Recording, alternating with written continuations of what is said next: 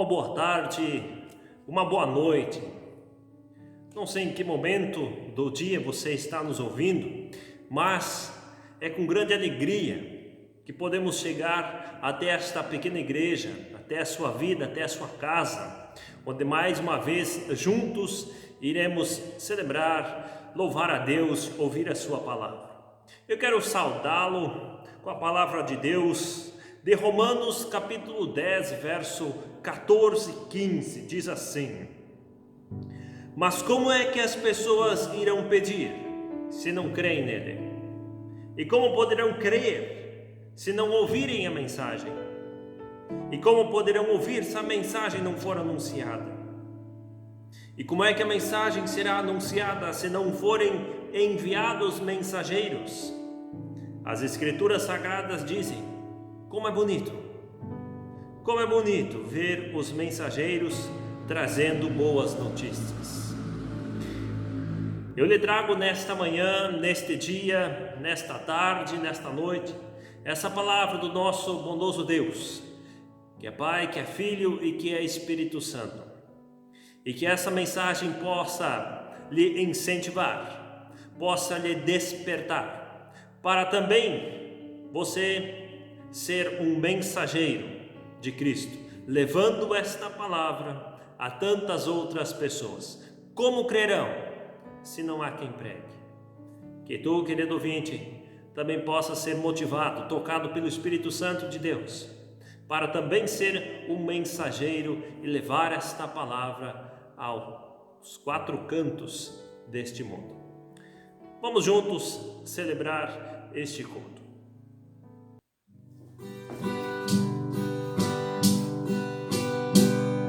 Não fica bem a gente passar bem em outra Eucaristia, ainda mais quando se sabe o que fazer e não se faz. Como fruto do amor de Cristo, fruto do seu compromisso, vendeu o homem o que tinha e repartiu.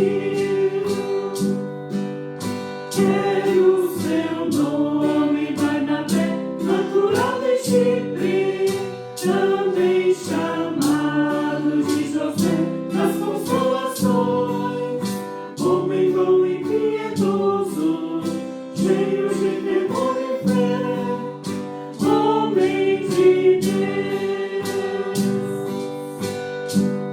E quando o Saulo converteu-se a Cristo e faltou amigo, alguém que fosse companheiro, fonte de consolo e abrigo, como fruto do amor de Cristo, fruto do seu compromisso, tendo e procurá-lo, dando-lhe a mão. Quero o seu nome, Barnabé, natural de Chipre, também chamado de José das Consolações, homem bom e piedoso, cheio de temor e fé, homem de Deus. Quando a igreja se espalhou por todo canto que havia, providências e por mão de Deus chegou a Antioquia, precisando de um pastor de almas, mesmo de um pastor de homens, foram procurar aquele que Deus preparou. Quero o seu nome, Barnabé, natural de Chipre, também chamado de José das Consolações, homem bom e piedoso, cheio de temor e fé, homem de Deus. Olá, você que nos ouve mais uma vez, que a graça e paz do Senhor esteja contigo, com esta igreja que se reúne mais uma vez aí neste lugar. A igreja de Jesus Cristo no mundo, ela não para. Através do coronavírus, Deus está despertando muitos cristãos ao redor do mundo, libertando eles e enviando estes cristãos com o Evangelho de Cristo aos povos não alcançados do mundo todo, enviando os cristãos até o vizinho. Deus ele usou os sofrimentos para mover a sua igreja para onde ela precisa ir. Eu penso que Deus está fazendo novamente a mesma coisa, como parte do impacto do coronavírus a longo prazo.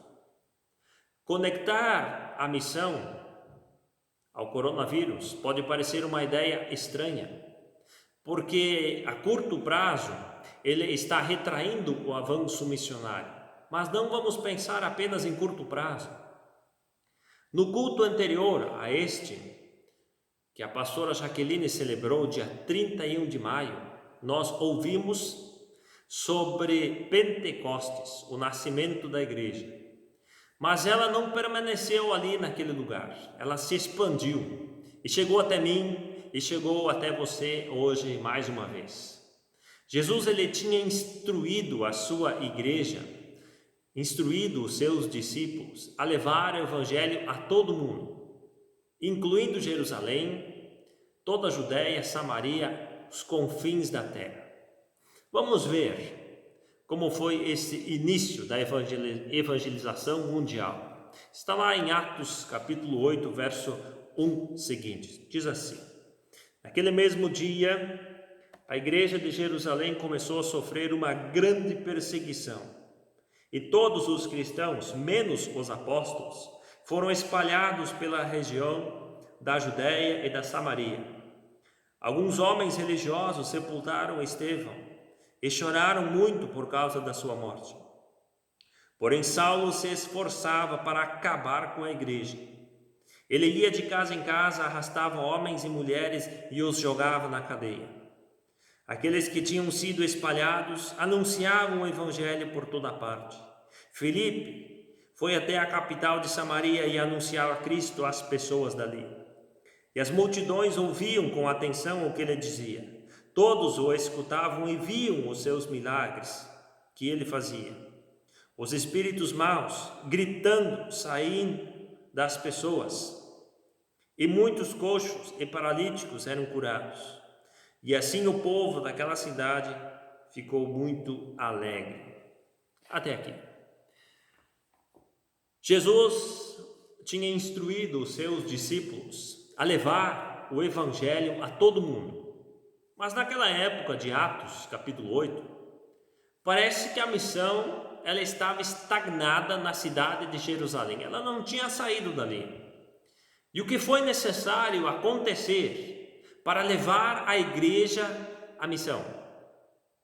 Foi necessário a morte de Estevão, o primeiro diácono eleito pela igreja, e uma consequente perseguição logo depois. Assim que Estevão foi martirizado, teve início uma grande perseguição contra a igreja em Jerusalém. E do ponto de vista humano, aquele dia foi terrível, foi muito triste, foi muito difícil para os cristãos. Mas do ponto de vista de Deus, foi o começo de uma grande revolução espiritual. Quando a igreja alargou as suas fronteiras em direção aos confins da terra. Com a morte de Estevão, uma forte perseguição caiu sobre a igreja. Mas a perseguição, ela foi como um vento em relação à semente. Ela espalhou a semente. E enquanto os crentes foram espalhados pela perseguição, os apóstolos, eles permaneceram em Jerusalém, eles não saíram dali.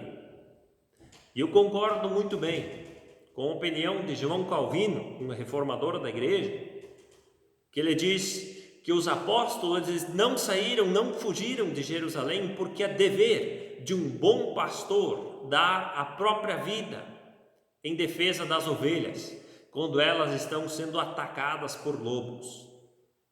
A perseguição não é um acidente, mas uma agenda. Mesmo quando a igreja ela é perseguida, Deus continua no controle. A perseguição nunca destruiu a igreja, ao contrário, alargou as suas fronteiras. Uma igreja que se espalha para além da sua zona de conforto impacta o mundo. Pela maravilhosa providência de Deus, o fato dos fiéis terem sido espalhados para todos os cantos levou muitos a se unirem pela fé, trazendo luz para a escuridão, trazendo vida para a morte.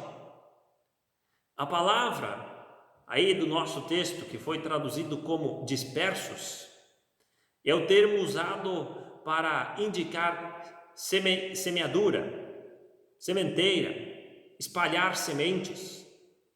A perseguição faz com a igreja aquilo que o vento ele faz com a semente. Ele espalha, ele aumenta a colheita. Os cristãos de Jerusalém, eles eram as sementes de Deus, e a perseguição ela foi usada por Deus para plantar estes cristãos em outras terras, a fim de que deem frutos. A perseguição é como um vento que atiça uma chama, faz nascer a paixão por conduzir pessoas a Cristo. Em vez de destruir a igreja, a promove. A morte trágica de Estevão provocou uma perseguição. A perseguição levou os crentes a se dispersarem. A dispersão dos crentes levou ao mais significativo avanço na missão da igreja. Pode-se dizer que a perseguição foi necessária para levá-los a cumprir o mandamento dado ali em Atos capítulo 1, verso 8. A perseguição não trabalhou contra a igreja, por incrível que pareça, mas a favor dela. Não estou dizendo aqui que a perseguição ela foi boa, ela é boa ou é fácil, de jeito nenhum. Mas Deus transformou o agente da perseguição num parceiro com a missão. Essa pandemia, ela está contribuindo ou ela será atrapalhando a missão de Deus? O apóstolo Paulo, antes de ele ter um encontro com Cristo, ele prendia os crentes. Porém, a igreja continuava crescendo, com mais ousadia. Os imperadores romanos, eles tentaram deter a igreja, queimando os crentes, jogando eles em arenas. Porém, a igreja se multiplicou ainda mais. Em 1553, a rainha Maria Tudor mandou queimar em praça pública os líderes da igreja e promoveu um verdadeiro banho de sangue. Porém, com a sua morte precoce em 1558, a igreja da Inglaterra floresceu com o mais vigor e surgiu um dos mais poderosos movimentos da reforma e avivamento da Inglaterra. A perseguição japonesa e comunista na Coreia do Sul não conseguiu deter ali a igreja. Ao contrário, a igreja sul-coreana é uma das mais robustas do mundo. Em 1949, o governo chinês foi derrotado pelos comunistas e nessa época 637 missionários da missão para o interior da China foram obrigados a deixar o país. Anos depois, os cristãos na China eram 40 vezes mais numerosos. Ninguém pode deter os passos da igreja. Ninguém pode calar a sua voz. Prisões, doenças, fogueiras, nada disso pode impedir o seu avanço. Será que o coronavírus irá matar, sucumbir nossas igrejas? Podemos pensar que o surto do coronavírus é apenas um contratempo para a missão mundial. Eu acho que não. Parece ser assim na história bíblica. Os caminhos de Deus, eles sempre costumam incluir alguns contratempos que resultam depois em grandes avanços. Eu quero acreditar que daqui a alguns anos crentes darão graças porque teve pessoas que enfrentaram uma pandemia, não uma perseguição aos cristãos, mas uma doença que trazia muitas dúvidas e incertezas a respeito da vida. Mas por causa dela, a igreja lembrou do seu compromisso de Atos 1:8, levar a palavra de Deus a todos os lugares. E agora, a facilidade que temos, você pode levar, pode enviar com um clique essa palavra a tantas outras pessoas que estão distantes dos caminhos de Deus, que talvez por medo, por vergonha, não frequentam uma igreja. Você, meu irmão na fé, é chamado, essa missão também é sua. A evangelização não é um programa, ela é um estilo de vida. O projeto de Deus é o evangelho todo, para toda a igreja, para todo mundo, para toda criatura, em cada geração. Os apóstolos sozinhos, eles não podiam ganhar o mundo. O pastor sozinho não consegue chegar na casa de todas as pessoas. Mas nós juntos, nós conseguimos. Cada crente é um missionário. O evangelista Lucas, ele relata: entre mentes, os que foram dispersos iam por toda parte pregando a palavra. E as pessoas ouviam e viam os cristãos dispersos. Hoje, as pessoas, elas ouvem belos sermões, mas isso não resulta em vida. A igreja de Cristo no mundo, infelizmente, ela é mais conhecida pelos seus escândalos do que pelos seus milagres. Parece que a igreja, ela divorciou a pregação da vida. Mas o que foi semeado em terra boa, diz Mateus 13:23, o que foi semeado em terra boa é o que ouve a palavra e a compreende. Esse frutifica e produz a 100, a 60 e a 30 por um. Se uma boa semente produz a 30, a 60 e a 100 por um, porque hoje a semente, o cristão, não produz nem a 1%. Parece que hoje se prega muito para os ouvidos e pouco para os olhos. Eu tenho que ser cristão dentro da igreja, fora dela eu não preciso. Eu tenho que ser cristão quando eu estou com outros cristãos. Quando eu não estou na presença deles, não preciso. Eu vejo que a pandemia, ela está mostrando muitas coisas, ensinando muitas coisas e fazendo despertar muitos cristãos adormecidos, Quem não é agente missionário é campo missionário. A igreja que não evangeliza, ela precisa ser evangelizada. Precisamos entender que o Evangelho é poder de Deus para a salvação de todo aquele que crê.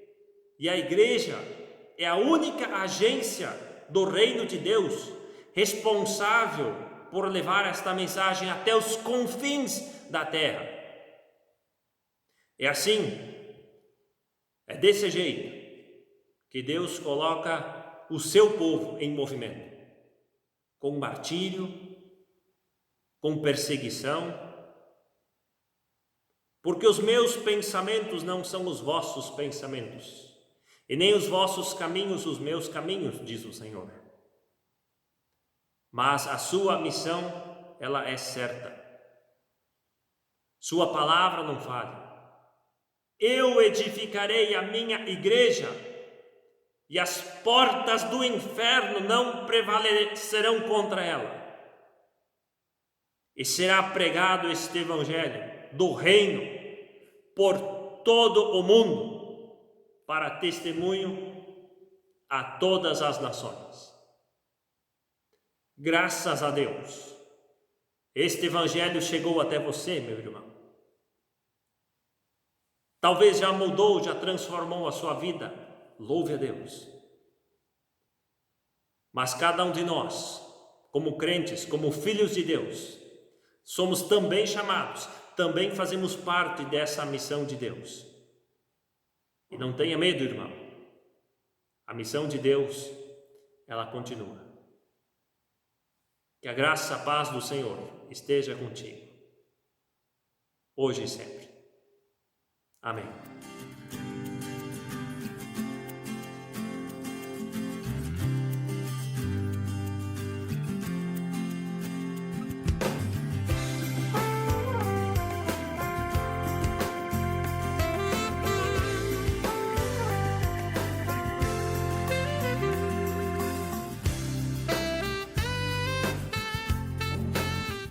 Chegamos mais uma vez ao final do nosso culto. Ainda não podemos celebrá-lo presencialmente, mas chegará o dia em que nós poderemos nos encontrar e juntos como igreja celebrar o nosso Deus. Muito bem, eu quero desejar a bênção, como eu disse, a sua vida, a bênção de Deus. Que o Senhor os abençoe e os guarde. Que o Senhor os trate com bondade e misericórdia, que o Senhor olhe para você com amor e lhes dê a paz. Em nome do Pai, do Filho e do Espírito Santo. Amém.